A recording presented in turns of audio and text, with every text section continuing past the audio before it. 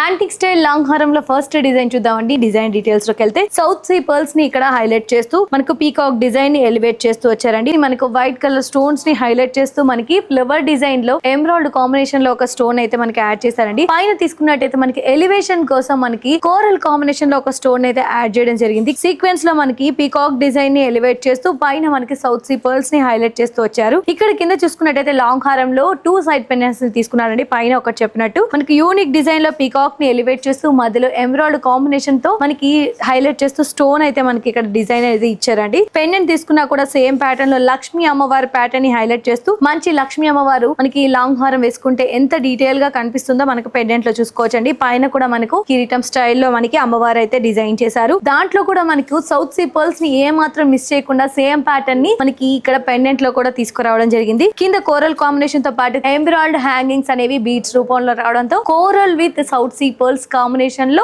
Light weight లో మనకి Lakshmidevi concept తో ఈ లాంగ్ హారం అయితే డిజైన్ చేశారండి. దీని యొక్క gross weight details, net weight details ఇప్పుడు మనం చూద్దాం. గ్రాస్ వెయిట్ వచ్చేసి 70 గ్రామ్స్, అలాగే నెట్ వెయిట్ వచ్చేసి ఓన్లీ 58 గ్రామ్స్ లోనే ఇంత యూనిక్ స్టైల్లో కోరల్ కాంబినేషన్ లో ఉన్న ఈ లాంగ్ హారం మన సిఎంఆర్ లెగసీ ఆఫ్ జ్యువెలరీలో అవైలబుల్ లో ఉంది.